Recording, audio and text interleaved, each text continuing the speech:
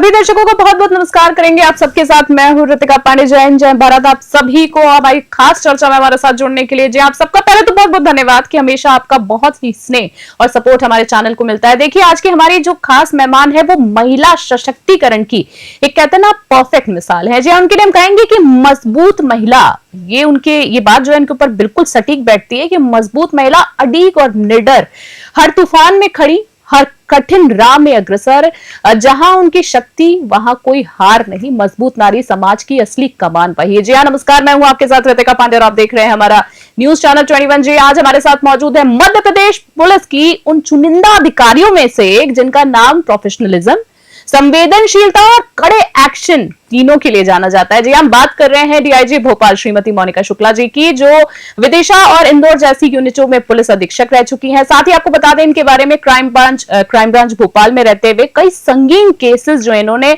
सुलझाए हैं, बखूबी सुलझाए हैं। नरसिंहपुर और शाहजहांपुर में धार्मिक मतभेदों से जुड़े मामलों को बेहद संतुलन के साथ हैंडल कर चुकी हैं और महिलाओं की सुरक्षा को लेकर कई नवाचारों में अगुवाई भी कर रही हैं। तो सबसे पहले मैम आपका बहुत बहुत नमस्कार, बहुत बहुत स्वागत करते हैं आपका हमारी खास चर्चा में। आपका इस कार्यक्रम में और इतनी मुझे बुलाने के लिए और इतनी तारीफ के लिए आपका शुक्रिया। मैम ये हमारे लिए ऑनर की बात है कि आज आपने अपना बहुमूल्य समय दिया है, क्योंकि आपकी जो जर्नी रही है महिलाओं के लिए एक प्रेरणा रही है। जिन महिलाओं को लगता है कि वो सिर्फ घर तक सीमित है, मैम आपने सबको इकट्ठा करने का हमेशा काम किया है, समाज के लिए बेहतरी के लिए काम किया है। मैम धन्यवाद करेंगे और आपसे मैं सवालों का सिलसिला का शुरू करना चाहूँ तो सबसे पहले महिलाओं की बात करूं, महिला सुरक्षा पहल की मैं बात करूं तो सबसे पहले आपसे जानना चाहूंगी भोपाल में महिला सुरक्षा को लेकर आपके नेतृत्व में कौन कौन सी ऐसी पहले शुरू की गई हैं, कौन सी ऐसी पहल शुरू की गई और वर्तमान में किन नवाचारों पर काम कर रहे हैं? देखिए मध्य प्रदेश पुलिस के साथ साथ भोपाल पुलिस हमेशा महिलाओं की मदद के लिए, महिलाओं की सुरक्षा के लिए हमेशा तत्पर रहती है।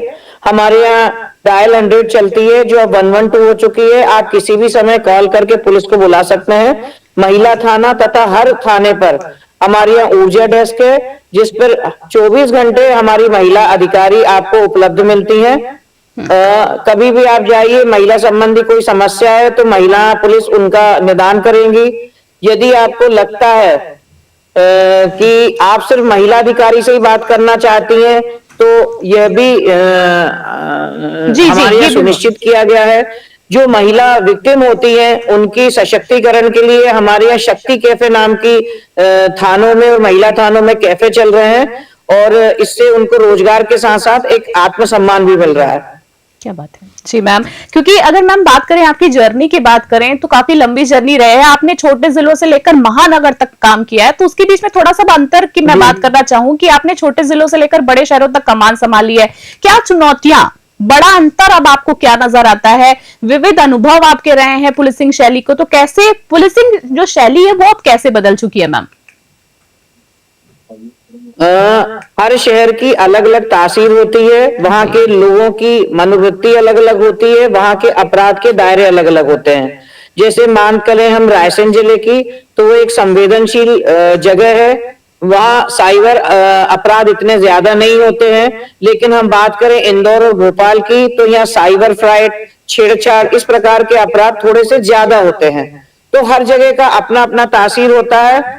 हम उसको वैसे ही हैंडल करते हैं। बड़े शहर में हमको जो फोर्स है, जो हमारे पास बल है, वो बहुत अधिक संख्या में होता है, जबकि छोटे शहर में मान लीजिए एक छोटा थाना है, गोहरगंज थाना है, मंडीदीप थाना है, इस थाने में आमतौर पर 30 से लेकर 40 का बल होता है। तो उस बल के साथ वहां की समस्या को हल करना होता है। तो हर जगह की अपनी अपनी तासीर होती है, लेकिन पुलिस का मूल कार्य यही है कि अपराध की विवेचना और लोगों की सुरक्षा, जिसके लिए मध्य प्रदेश पुलिस हमेशा तत्पर रहती है, जानी जाती है। मुझे गर्व है कि मैं मध्य प्रदेश पुलिस का एक भाग हूँ और मध्य प्रदेश पुलिस के माध्यम से विभिन्न पदों पर रहते हुए मुझे लोगों की सेवा करने का एक सौभाग्य मिला है। मैम आपसे इसी बीच आपकी बातों से मैं बस ये मेरे मन में सवाल आया कि ये मैं आपसे जानना चाहूंगी, सख्ती और संवेदनशीलता, आप एक महिला भी हैं बतौर एक ऑफिसर के साथ, तो सख्ती और संवेदनशीलता की अब मैं बात करूंगी कि आप दोनों को कैसे बैलेंस करती हैं, क्योंकि पुलिस की इमेज अक्सर ना सख्त दिखाई देती है, लेकिन आप एक महिला अधिकारी होने के नाते आपके काम में संवेदनशीलता बहुत ज्यादा झलकती है। लोगों के रिव्यू भी जो हमेशा आपके लिए सुनने को मिलते हैं, तो कठोर एक्शन और मानवीय दृष्टिकोण इन दिनों के बीच आप संतुलन कैसे बनाती है? देखिए, संवेदनशीलता सिर्फ महिला अधिकारी नहीं करती, पुरुष अधिकारी भी संवेदनशील होते हैं। हम्म। हमारे पास, हम जब एसपी ऑफिस में बैठते हैं, हमारे पास कोई पीड़ित पक्ष आता है तो उसकी बात को सभी लोग प्रायः संवेदनशीलता से सुनते हैं।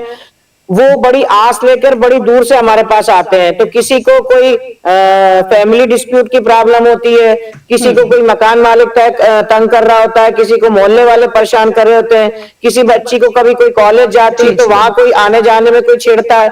ये सारी समस्या लेकर लोग थाने में या पुलिस अधीक्षक कार्यालय में आते हैं। तो हमारा काम है कि वो इतनी दूर से आए, उनकी समस्या को सुनना और उनको लगे कि हमारी समस्या को सुनकर ये संवेदनशील व्यवहार कर रहे हैं, तभी लोगों का पुलिस के प्रति एक दायित्व या पुलिस में विश्वास जगता है।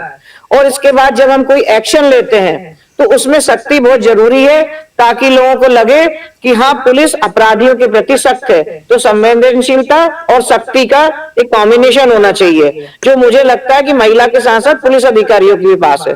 क्या बात है, क्या बात है। आपने एक आपकी यही जो एक नेतृत्व शैली है, जो आप सबको साथ लेकर चलती हैं, जो आपकी बातों में भी अभी झलकी है।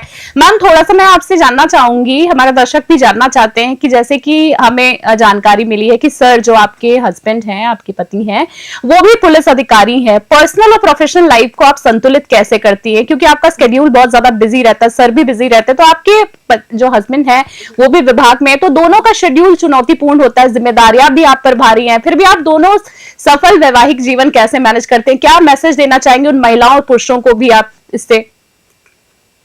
जब हम दोनों एक ही विभाग में काम करते हैं तो उस विभाग के जो माइनस पॉइंट होते हैं, जो पॉजिटिव पॉइंट होते हैं, जो हमारे सहकर्मी हैं, उनको दोनों ही जानते हैं। तो ये बड़ा सफल वैवाहिक जीवन का एक बड़ा अच्छी चीज है कि हम दोनों अपने जो प्रोफेशनल लाइफ है उसके हजार्ड को जानते हैं। मान ली एक व्यक्ति पुलिस में है, एक व्यक्ति डॉक्टर है, तो वो कई बार दोनों पक्ष के माइनस और प्लस पॉइंट नहीं जानता। पर चूंकि दोनों पुलिस में काम करते हैं, हमको मालूम है पुलिस में हमारा वर्क क्या है, हमको कितने बजे कोई बुला सकता है। मान लीजिए किसी बच्चे का बर्थडे हो रहा है, किसी शादी में जाना है, हम तैयार खड़े हैं लेकिन हमको कॉल आ गया तो हमने साड़ी उतारी और वर्दी पहनकर हम रवाना हो गए। तो ये चीज दोनों समझते हैं, तो दोनों को कोई समस्या नहीं है। शुरू में जब हमारे बच्चे छोटे थे तो हम एक फील्ड पोस्टिंग में रहता था, एक लगभग ऐसे जॉब में रहता था जहां हमको 9 to 5 जॉब करते हैं, जहां हमें बच्चों के लिए थोड़ा समय मिल सके।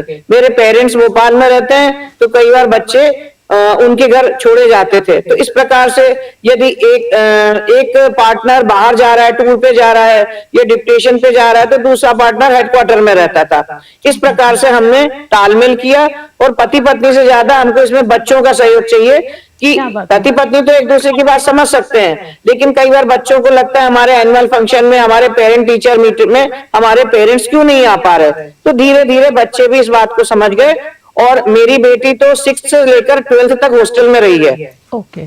तो बच्चों ने भी काफी चीज सफर की है, लेकिन वो सफर तो की है, बट वो एक उनका व्यक्तित्व भी वह हॉस्टल में रह के निखरा है, ये भी एक पॉजिटिव पॉइंट है। आज की चर्चा में मैम 2 सवाल बस मैं आपसे समय थोड़ा सा आपका लेना चाहूंगी, पर दर्शकों को कहना चाहूंगी कि मैम ने एक बहुत ही खूबसूरत मैसेज दिया कि कैसे आप अपने परिवार को साथ लेकर आगे चल सकते हैं, अपना काम कर सकते हैं, और मैम ने अपना सफलता का श्रेय जो आज अपने परिवार को भी देती है। ये मैम 2 सवालों में आपसे आखिरी बस जानना चाहूंगी कि आजकल सोशल मीडिया का मैम आपने देखा है कि बहुत ज्यादा ट्रेंड चल चुका है, चीजें बड़ी जल्दी ना वायरल हो जाती है। अच्छा, इसमें बात ये भी रहती है कि कभी कुछ चीजें सही भी होती हैं, कई बार चीजें गलत होती हैं, पर सबसे ज्यादा जो कंधे पे भार पड़ता है वो प्रशासन के पड़ता है, क्योंकि उनको पड़ताल तक जाना पड़ता है। तो इस प्रेशर को आप कैसे हैंडल करते हैं? मेरा आपके चैनल के माध्यम से लोगों से अपील है कि कई बार तरह तरह के मैसेज चलते हैं और लोग उससे एजिटेट भी हो जाते हैं। तो कृपया जो भी कोई मैसेज आपको मिलता है तो उसको मैसेज अगर सही नहीं हो तो बिना जाने समझे उसको फॉरवर्ड नहीं करना चाहिए। और कोई मैसेज आपत्तिजनक मैसेज अगर आप पढ़ते हैं या कोई रील देखते हैं तो आपको ध्यान रखना चाहिए कि इसकी सत्यता का जरूर पता करें कि सत्य भी है या नहीं। दूसरी बात, जैसे फेसबुक वगैरह पर लोग चैटिंग करते हैं तो अननोन व्यक्ति से फेसबुक पर चैटिंग मत कीजिए या किसी भी अन्य माध्यम से, जब तक कि आप किसी व्यक्ति को जानते नहीं है उसको अपनी बात मत बताइए। कई बार लोग व्हाट्सएप पर लिख देते हैं स्पेंडिंग हॉलीडे इन मॉरिशस, शिमला की वादियों में घूम रहे हैं, तो ये आपका एक व्हाट्सएप या फेसबुक सार्वजनिक होता है, तो लोगों को पता चल जाएगा आपका घर खाली है। तो इन चीजों में मैं आपके माध्यम से लोगों को अवेयर करना चाहती हूँ। साथ ही आपने जो पूछा है कि हम किस प्रकार से करते हैं, तो हम इसमें काफी कानून भी बने हुए हैं और हम लोगों को समय समय पे बताते हैं कि सोशल मीडिया पर किसी भी प्रकार की आपत्तिजनक जी अगर जी आप पोस्ट डालेंगे, रील डालेंगे, तो इसमें कानून के हिसाब से कार्रवाई होगी। और चूंकि मैं क्राइम ब्रांच भी मेरे अधीन आता है, तो हम लोग का सोशल मीडिया एक नेटवर्किंग पूरा हुआ, नेटवर्किंग का जी एक जी सेल है। उस सेल के माध्यम से हम विभिन्न चीजों पर नजर रखते हैं और हमको लगता है कि कोई व्यक्ति आपत्तिजनक पोस्ट कर रहा है, कोई ग्रुप ऐसा है कि जिसमें इस प्रकार की बातें हो रही हैं, तो हम उनके विरुद्ध कानूनी कार्रवाई भी करते हैं। ठीक है, ठीक है। मैं बस आखिरी सवाल आपसे जानना चाहूंगी, और ये जो सवाल है प्रदेश की, देश प्रदेश की उन महिलाओं के लिए आपसे मैं जानना चाहूंगी संदेश के रूप में आपसे, कि प्रदेश की उन बेटियों को, बहनों को, महिलाओं के लिए जो सुरक्षा, करियर और आत्मविश्वास को लेकर आगे बढ़ना चाहती हैं, आप क्या संदेश देना चाहेंगी? कैसे सतर्क रहे? आपका लंबा तजुर्बा रहा है, क्या आपका संदेश है बहुमूल्य आपका? मैं ये कहना चाहूंगी कि सबसे पहले तो आपको एक कॉन्फिडेंस होना चाहिए, आप अपना आत्मविश्वास कभी न खोएं। अगर आप पे आत्मविश्वास रहेगा तो आप किन्हीं भी परिस्थितियों को आप निपट सकेंगे। दूसरी बात, हर व्यक्ति को एक माने जैसे इंडिपेंडेंट सेल्फ डिफेंस की चीजें की जानकारी रहनी चाहिए, डिफेंस, यस कि हम कहीं कुछ चीजें अवॉइड भी करनी चाहिए। जैसे रात में 12-1 बजे आप अकेले जा रहे हैं, तो आप ऐसी जगह जाएं जहां लाइट हो, प्रकाश हो।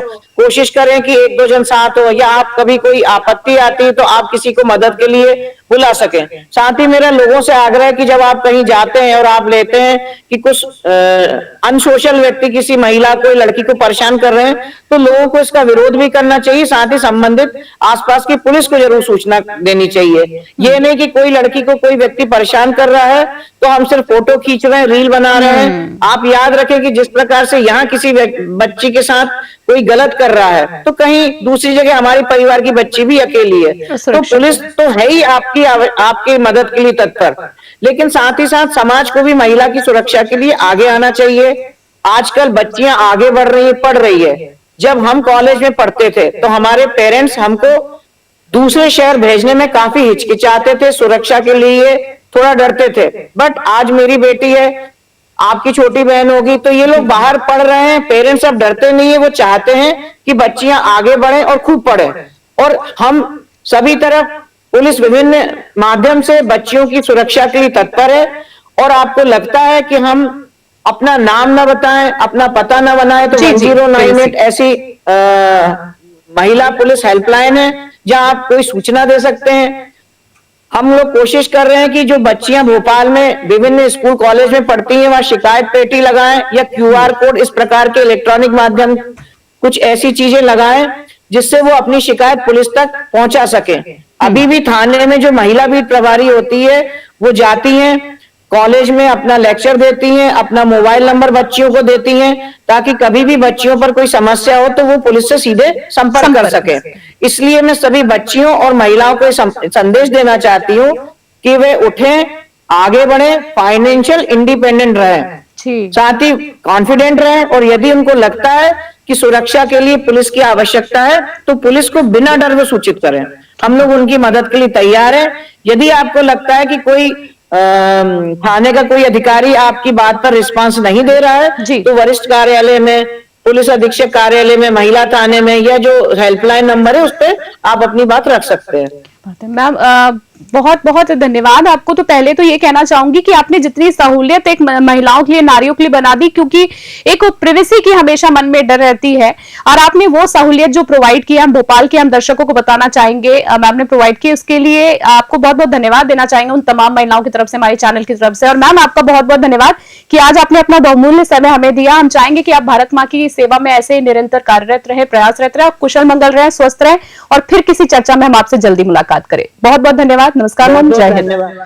देखिए, आज हमारे साथ मैम थे जिन्होंने महिलाओं के लिए जो पहल लेकर आई हैं, वाकई में काबिले तारीफ है।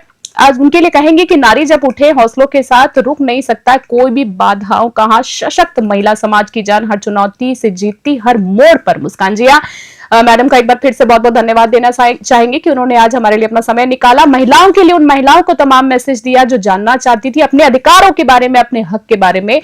तो आज हमारे दर्शकों से हम ये भी जानना चाहेंगे कि आज का उनको एपिसोड कैसा लगा। कमेंट बॉक्स में आप बता सकते हैं। संवेदनशील पुलिसिंग और मजबूत नेतृत्व कैसे मैदान में एक साथ काम कर सकती है, आज की चर्चा में हमें जानने के लिए मिला है। फिलहाल की आज की खास चर्चा में इतना ही। देश और दुनिया की तमाम बड़ी अपडेट्स के लिए देखते रहे और बने रहे न्यूज़ 21। फिलहाल के लिए जय हिंद, जय भारत।